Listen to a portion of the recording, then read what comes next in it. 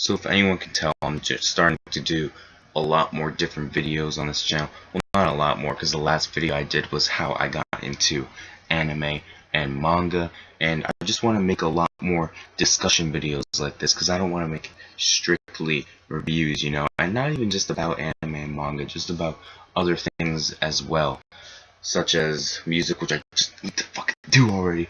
But I was thinking about, this is going to be a video strictly related on Dragon Ball and Dragon Ball Z. Now, I wanted to make this a series overview, but then I realized that would be way too fucking long. I didn't have anything planned out for it, and it would just be a whole clusterfuck, you know?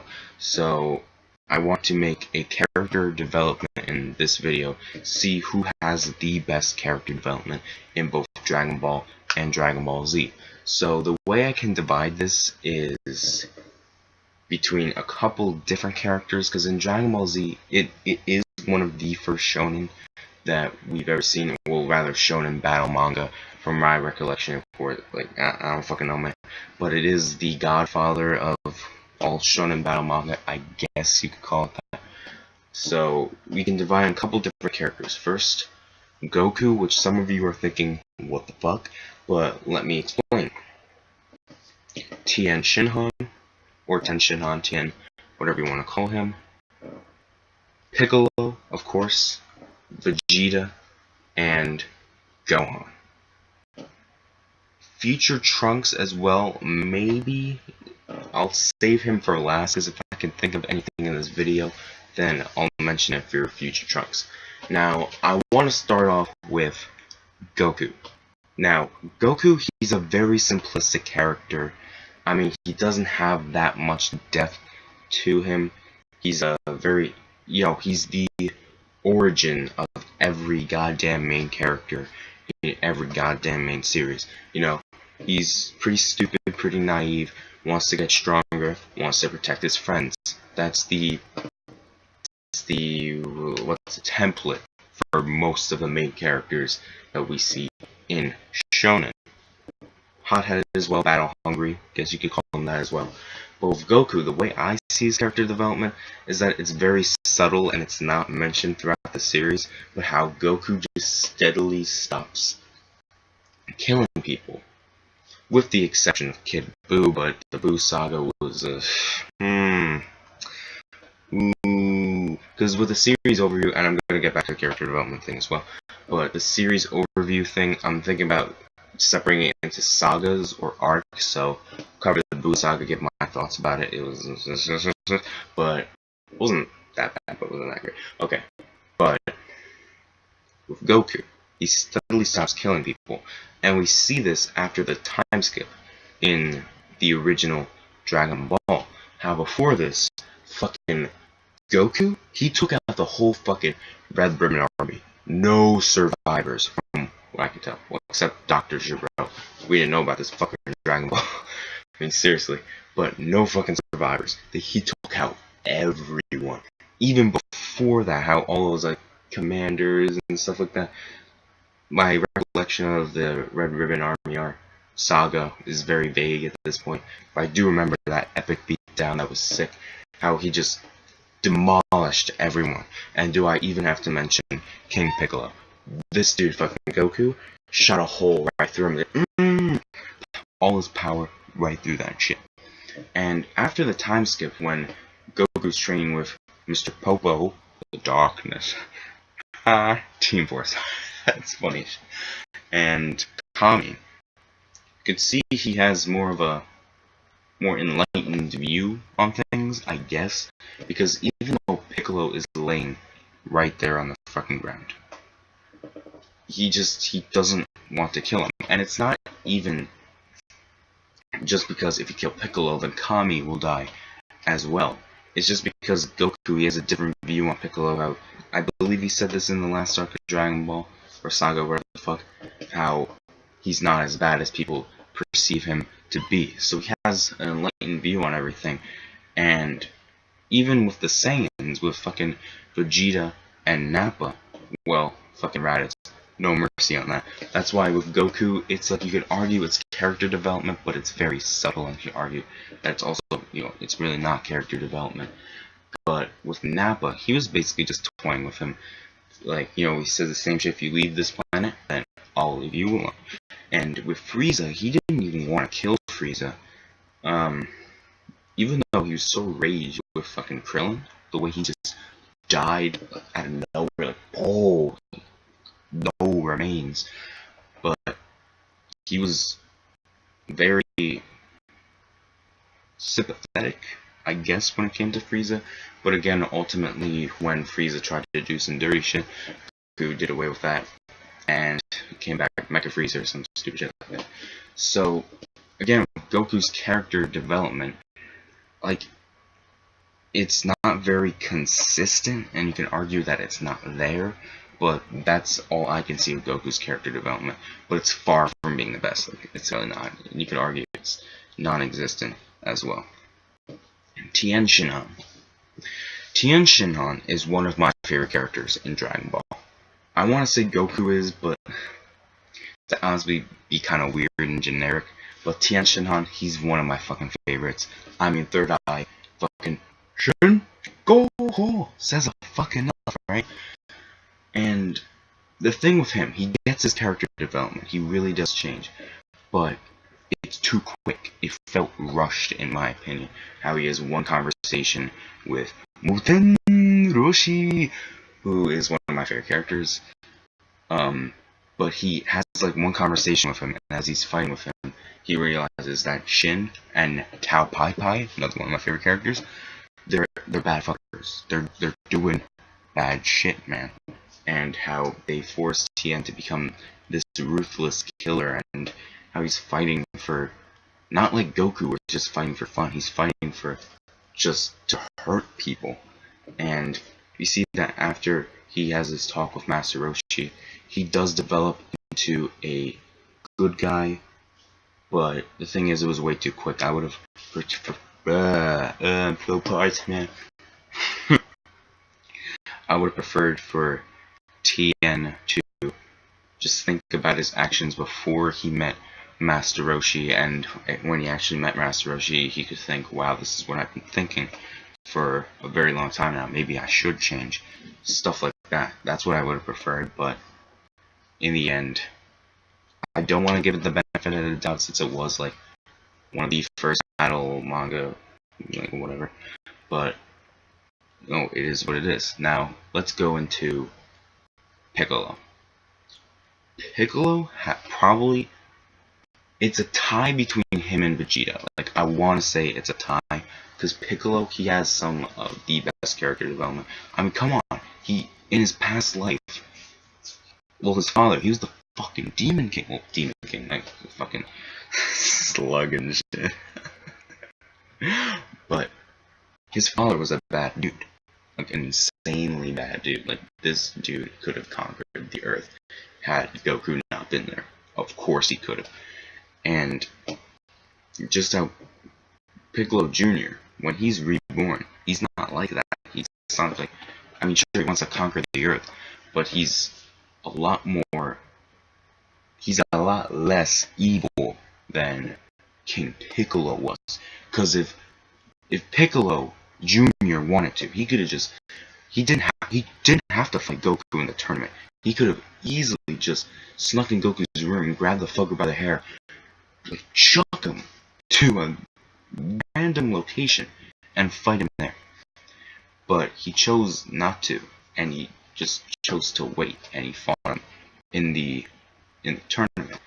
And when we go to Piccolo, and when he's defeated, Goku, he has the chance to kill Piccolo, but he sees the good in it. Well, this ties into Goku's character development. Yeah, I did mention that before. But then, as we see, Piccolo becomes steadily more soft, and it's not even when he forms that alliance with Goku to be Raditz. I mean, no, that's far from it. That's when Piccolo, and we all know this, is when he starts training Gohan. He's training the son of his mortal enemy, the foe who he's wanted to destroy since Jump Street, since he was born.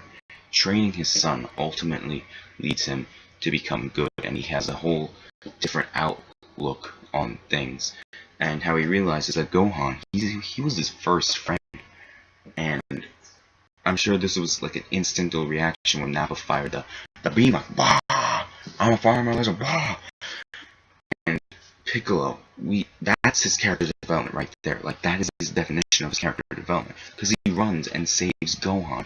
In the end, he realizes that Gohan, he was his first friend, and that he would gladly die for him, and that was a very touching scene. I really love that. That was probably one of the best deaths in this series. And again, although we see Piccolo, I'm so fucking parched, man. Piccolo, he has tremendous character development. It feels too quick, like it really does. Again, I would have preferred Piccolo, like when he was born, say, should I really be doing what my father was doing before me? Like, why should I carry on his legacy? Like, I would have preferred to see that, but we don't. And again, I want to give it the benefit of the doubt, but I really just can't. But Vegeta. Honestly, now thinking about it, even though Piccolo is probably my favorite character in the series, I mean, yeah, he is my fucking favorite character in the series, man. I mean, Kanko Sapo. All said and done. Vegeta probably has the best character development in the series. Or, yeah, the best character development in the series. Because, unlike Piccolo, who was born evil, Vegeta, this shit was around him. Well, the same for Piccolo, I guess. Well, in the end, Piccolo, he wanted to like carry on his father's will, even though he wasn't as evil as King Piccolo from like what I can remember. But with Vegeta, he was born with this shit. He has this tremendous pride of just being the prince of all Saiyans. Like, he mentioned this shit all the time, constant rehashing. Prince of all Saiyans, Prince of all Saiyans, Prince of all Saiyans. Has this tremendous pride that he's had since he was a child. And just how we meet him in Saiyan Saga, and he's this bad motherfucker. Like, holy shit.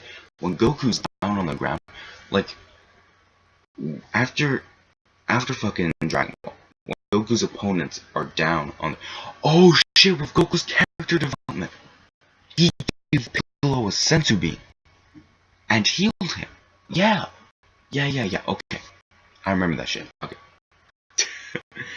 But when Goku's opponents are on the ground, it's not like he kicks them and shit to death. Vegeta, Goku's on the ground, and this dude's kicking him like, Jesus Christ, man. Like, holy shit. And Vegeta, we see over time he ultimately changes. Not in the Namek Saga. Not really the Namek Saga, because, well, it's not in Saiyan Saga. But Goku does prelude to the fact that Vegeta, he really isn't that bad of a guy. And we see that in the Buu Saga. And that's what I do like about the Buu Saga. Vegeta's character development, because it really does shine there. And that's why I think the Buu Saga is necessary, but I wish it was done a bit better. But, going back. Saiyan Saga, Vegeta, still a bad fucker. Namek Saga, or Frieza Saga rather, still a bad motherfucker. Even though, in his dying words, he realizes this is the same dude who killed just a whole entire planet, avenged the Saiyans, and then that's it. And that plays a role in Goku's character development as well, because he's taking, as he's fighting Frieza, it's symbolic because he's taking on the will of all the Saiyans just to fucking fight Frieza, and this is like the Saiyans fighting back, even though Goku really doesn't care about that shit. But he does, after burying Vegeta's body, he states that, okay, for the Saiyans, if I'm correct. But Vegeta, he gets married to fucking Bulma. Well, not married, but he has a kid with Bulma. Intimate relationship with Bulma. And that's another flaw of Dragon Ball. Like, we don't see that happen. It's just like, Bulma? What the fuck? Like, seriously. But, Buu Saga.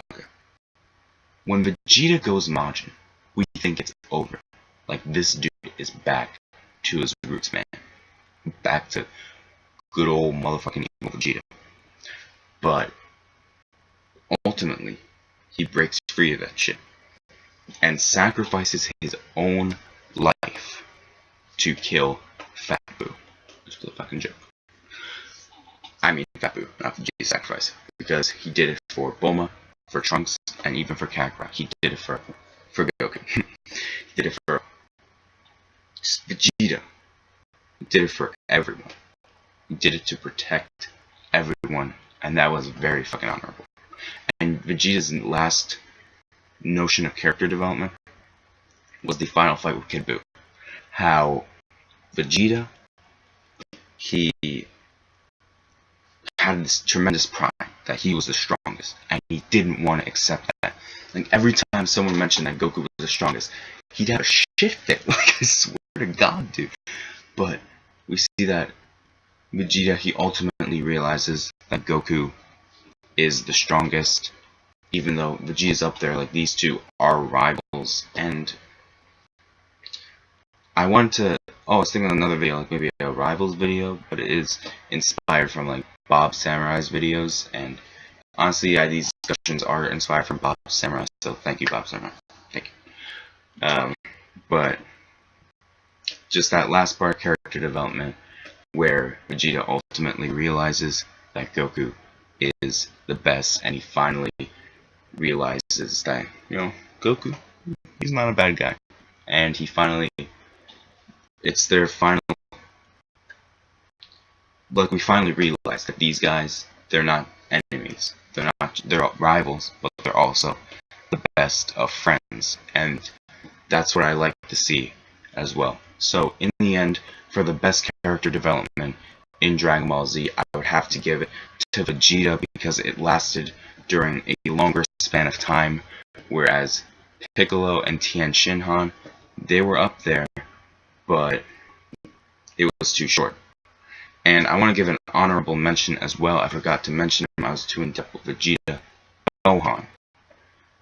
Gohan, he develops in the Cell Saga, where he realizes that he can't just be a little pussy anymore. He can't be a little baby, and he has to hone his power, because he's going to lose all his friends if he doesn't do this shit. And we full on see that in the Cell Saga, although I don't. It's kind of that ultimately it was an anger power up that defeated Cell. Well, even though it was badass as fuck, still. But going to Buu Saga, Gohan really backpedals, and I don't like the way his character went. It honestly went to shit how he didn't train for all those fucking years, and he just got weaker after all those fucking years, and he lost Super Saiyan 2 after all those fucking years, and he got it back when when Fat Buu emerged, and it didn't do shit. And when he finally went in that Mystic mode, he could have beat Super Buu, but he didn't do shit, and he was arrogant, which led him to absorb Gotenks, which then later he got absorbed as well. So adult Gohan, people keep trying to give him slack, but with me it's just nah, man. So in the end, Vegeta, in my opinion, has the best character development in Dragon Ball Z. I don't really see anyone else topping that, because for everyone else's character development, it's just too short, in my opinion. And Vegeta,